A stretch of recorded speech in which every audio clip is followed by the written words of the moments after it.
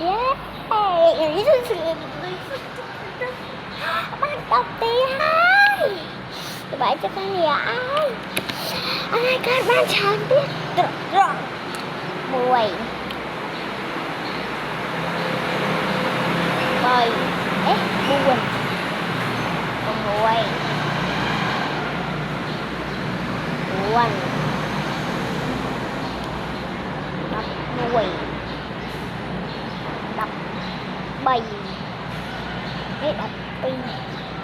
Đập hẹn. Đập bầy.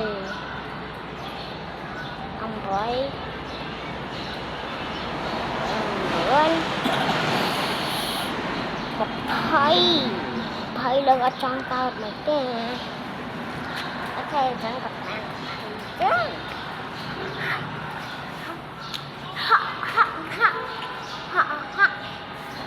chẳng ăn rồi ui sao đây sao mai